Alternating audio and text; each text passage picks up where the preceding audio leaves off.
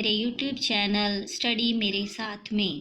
आज हम क्लास 3 की हिंदी की शिक्षण योजना बना रहे हैं पार्ट 19 सहयोग से। तो स्टार्ट करने से पहले अगर आप मेरे चैनल पर नए हैं तो प्लीज़ मेरे चैनल को सब्सक्राइब कर लें ताकि आपको नई नई शिक्षण योजना मिलती रहें। तो चलिए स्टार्ट करते हैं। सबसे पहले यहाँ पे लिख लेंगे आदेश क्रमांक, आदेश दिनांक जो आपको डालना है, शाला का नाम, आपका जो शाला का नाम हो वो डाल लीजिए, संकुल का नाम, उसके बाद शिक्षक का नाम, विषय, कक्षा, जिला, विषय में हिंदी, कक्षा में 3rd, जिला जो आपका हो अर्बन 2, विकास खंड और वर्ष 2020 और 21। इस तरह से आप ऊपर पूरी हेडिंग डाल लीजिए। अब उसके नीचे जो है ये 9 ब्लॉक्स बनेंगे। इस तरह से देखिए हमने बनाए हैं। आप भी इस तरह से ब्लॉक मैनेज करके कि कितना किस में लिखा जाएगा वो बना लीजिएगा। तो ये 9 ब्लॉक्स हैं। सबसे पहले पॉइंट आता है अवधारणा का क्षेत्र। ठीक है, उसमें पहला पॉइंट आ जाएगा बच्चों में इस पाठ के माध्यम से सहयोग की भावना विकसित कराना। दूसरा, नए शब्दों की पहचान कराना। तीसरा, कठिन शब्दों का उच्चारण सही ढंग से करना सीखेंगे। यहाँ पे हमने कुछ पिक्चर लगाए हैं आपसी सहयोग के। फिर पाठ का नाम और क्रमांक आ जाएगा। तो पाठ 19 है जिसका प्रकरण है सहयोग। अगला तीसरा पॉइंट आ जाएगा पेडागोजिकल प्रक्रिया, गतिविधियां एवं प्रस्तावना। तो इसमें पहला आ जाएगा पाठ का वाचन करते हुए कठिन शब्दों का अर्थ समझाना, साथ ही बच्चों को यह समझाना कि आपसी सहयोग से बड़े काम भी आसान हो जाते हैं।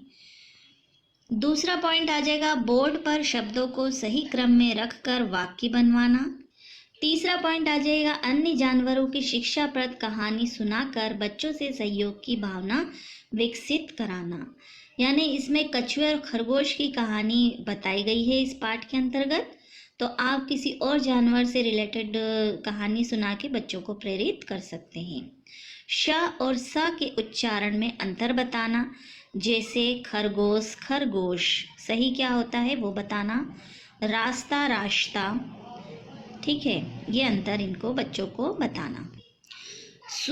सुझात्मक सहायक सामग्री यानी पढ़ाने में हमको क्या क्या चीज़ लगी है। तो हिंदी की पाठ्य पुस्तक, चित्र कथाएं, मोबाइल, चित्र भी आप ले सकते हैं इस तरह से। इस पाठ के अंतर्गत खरगोश और कछुए की कहानी है, उससे रिलेटेड हमने यहाँ पे चित्र लगाए हैं। यहाँ पे सहयोग की भावना विकसित करने के से रिलेटेड कुछ चित्र लगाए हैं कि बच्चा किस तरह से गरीबों की हेल्प कर रहा है। अगला पॉइंट आ जाएगा अनुमानित समय, कालांश 2 है और दिन जो है 2 लगेंगे। लर्निंग इंडिकेटर में आ जाएगा शिक्षक द्वारा पढ़ाए गए पाठ को समझ पाते हैं। यानी लर्निंग इंडिकेटर बच्चों से रिलेटेड है कि बच्चे क्या क्या समझ पाते हैं। तो सामान्य सवालों के उत्तर दे पाते हैं, कठिन शब्दों का उच्चारण कर पाते हैं, चित्रों को देखकर कहानी को अच्छे से समझ पाते। अब जो है बच्चों ने क्या सीखा, तो वो टीचर उसका मूल्यांकन हेतु गतिविधियां प्रश्न करेगी, पूछेगी। तो शिक्षक बोर्ड पर शब्दों को सही क्रम में रखकर वाक्य बनवाए, जैसे मोहन खाता केला है। तो ये जो है गलत है, मोहन खाता केला है, तो इसका बच्चों से प्रैक्टिस करवाएं कि मोहन केला खाता है, यह सही वाक्य है। फिर किताब में सही और गलत की प्रक्रिया अपनाना, पुनरुक्त शब्दों को बोर्ड पर लिखकर समझाना, मात्राओं और स्वर का ज्ञान कराना। आओ करके सीखें घर में और खेल खेल में। तो बच्चों को अन्य चित्र दिखाकर शिक्षाप्रद कहानी सुनाएं, कुछ उदाहरण देकर बच्चों में सहयोग की भावना जगाएं।